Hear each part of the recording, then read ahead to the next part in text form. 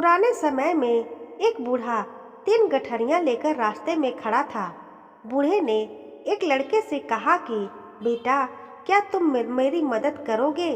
मेरी एक गठरी बहुत भारी है, इसे मेरे गांव तक पहुंचा दो, मैं तुम्हें 2 स्वर्ण मुद्राएं दूंगा। लड़के ने कहा कि मैं आपकी मदद करने के लिए तैयार हूँ। लड़के ने एक गठरी उठा ली, वह बहुत भारी थी।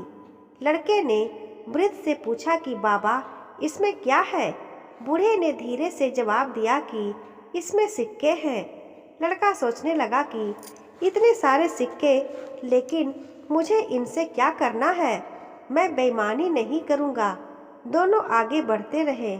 कुछ देर बाद वे एक नदी के किनारे पहुँच गए। उन्हें नदी पार करना था। लड़का नदी में उतर गया, लेकिन बूढ़ा किनारे पर ही खड़ा था। बूढ़े ने कहा कि मैं नदी में 2 गठरियाँ उठाकर चल नहीं सकता, क्या तुम मेरी एक और गठरी उठा सकते हो? लड़के ने हाँ कर दी। बूढ़े ने कहा कि तुम ये गठरियाँ लेकर भाग तो नहीं जाओगे, क्योंकि दूसरी गठरी में चांदी के सिक्के हैं। लड़के ने कहा कि क्या मैं आपको चोर दिखता हूँ? मैं एक ईमानदार इंसान हूँ, मुझे धन का लालच नहीं है। अब लड़के के 2 गठरियाँ हो गई। दोनों आगे बढ़ने लगे। कुछ देर के बाद एक पहाड़ी आई।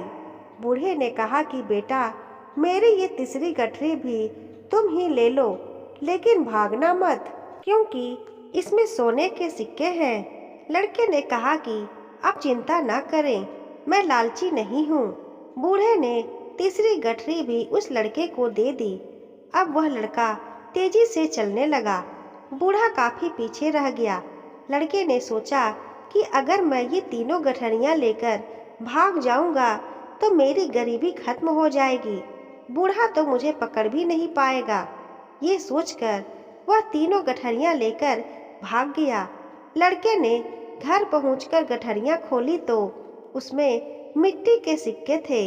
ये देखकर वह हैरान था। उसने सोचा कि उस बूढ़े ने मुझसे झूठ क्यों बोला।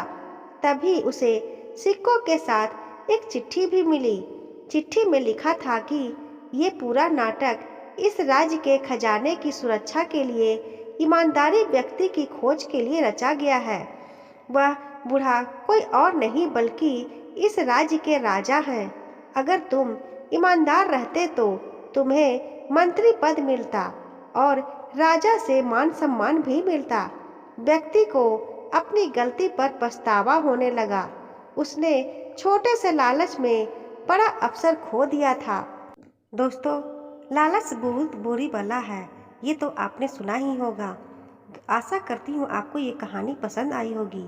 कहानी पसंद आई हो तो वीडियो को लाइक करें, अपने दोस्तों के साथ शेयर करें। चैनल को अभी तक सब्सक्राइब नहीं किया हो तो सब्सक्राइब जरूर कर लें। बेल आइकन को प्रेस करें ताकि जब भी मैं कोई नई कहानी अपलोड करूं उसकी अपडेट आप तक सबसे पहले पहुंच सके। मिलती हूँ ऐसी ही एक और नई कहानी के साथ। धन्यवाद।